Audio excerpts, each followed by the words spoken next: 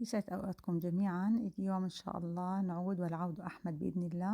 رح نبلش اليوم نعمل أكلة طيبة الكل بيحبها ودافية كمان في هالأجواء. رح نعمل فوتوشيني بكل تكاته بطعم عن جد يضاهي طعم المطاعم. ونبدأ بالبداية. عندي هون حطيت معلقة زيت نباتي ومعلقة زبدة، طبعا الزبدة لتعزيز الطعم كثير بتكون طيبة. رح أحط عليها بصلة، طبعا مقطعينها تقطيع صغير. هيك حطينا البصلة.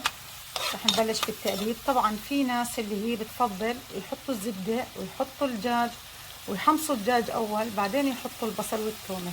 لا، احنا هون رح أعطيكم تكات الفوتوشيني يعني حرفيا، ورح تكون أطيب من المطاعم عن جد، يعني طعم يمي.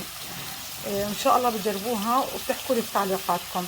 في البداية رح نحط البصل ونحط معه معلقة ثومة. هاي مثل ما شايفين سنين ثومة هرسناهم على اساس انه يكون طبعا ناعمة. هسه بالنسبة للبصل والثومة حطيتهم مع بعض الاثنين لاني ما بدي احمرهم، بدي بس انهم يدبلوا مع بعض واخذ منهم الطعم والنكهة. هسه هون مثل ما انتم شايفين عندي صدور الدجاج قطعتها طبعا مش انها هي الناعمة ولا هي اللي كثير قطع كبيرة، لا قطعتها وسط، ورشيت عليها ملح ورشيت عليها فلفل. هاي الخطوة ضروري جدا، بتخلوها 5 دقايق. هون فورا بنضيفها على البصل والثومة. طبعا بتاخذ نكهة كثير زاكية، احسن من ان احنا ناخذ الدجاج ونحمصه لحاله ونيجي نحط بعد هيك البصل والثومة لحالها ونضيفها. لا، من البداية بتاخذ نكهتها وطعمها. بالنسبة للفطر، في طبعا فطر كبير، في فطر حجم اصغر، في فطر طازة، في فطر معلبات. انا حبيت اجيب الطازة ولانها الحبة صغيرة مثل ما شايفين ما حبيت اني اقطعها، حبيت اني اتركها بخيرها. هسه بعد ما قلبنا الدجاج فورا بحط عليه الفطر. ما بترك الفطر لحاله، لازم ياخذ من نكهة البصل، ياخذ من نكهة الثوم، والدجاج برضه ياخذ من نكهته. هسه هون مجرد ما قلبناهم مع بعض بنغطي طنجرتنا عبال ما يستووا سوا. هسه في الاتجاه الثاني عندنا طنجرة فيها مي مشان سلق المعكرونة. عبال ما تستوي الدجاج مع الفطر بنكون سلقنا المعكرونة. انا المعكرونة اللي عندي اللي هي هاي. طبعا المعكرونة في نوع تاني اللي هي بتيجي مش هيك بالمنظر هذا او بالشكل هذا، فكل واحد حسب ايش بده. عندنا المي بلشت في الغليان، نبلش احنا نحط المعكرونة. بسم الله. هسه بالنسبة لمية السلق في ملحوظة مهمة جدا، انا بحط لها معلقة ملح ومعلقة زيت نباتي. المرة هاي حطيت زيت زيتون لاني راح استخدم مية سلق المعكرونة. مية السلق لا تكبوها، راح نحتاجها. وطبعا بالنسبة للمعكرونة لا تسلقوها 100%، يعني 3/4 السلق مشان راح تستوي مع الكريمة. تعالوا سوا نشوف كيف صارت المعكرونة.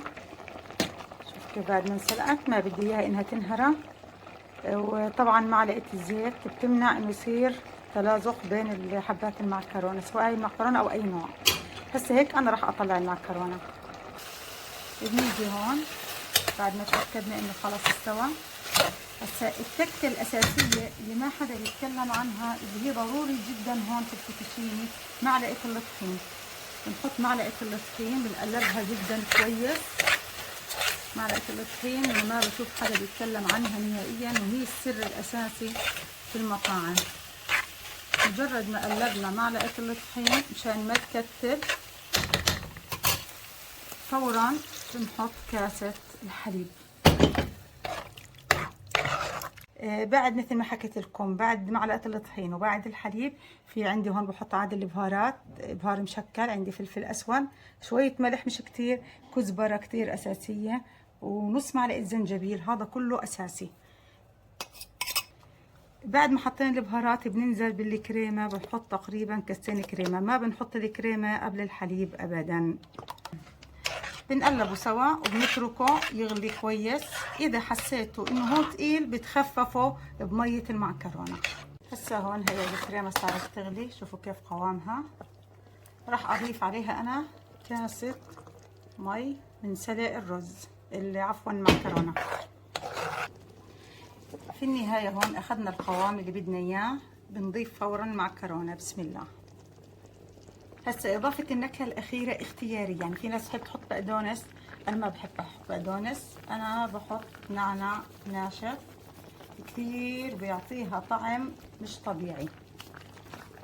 وبهيك نكون خلصنا وصفتنا اليوم، وصحة وألف عافية.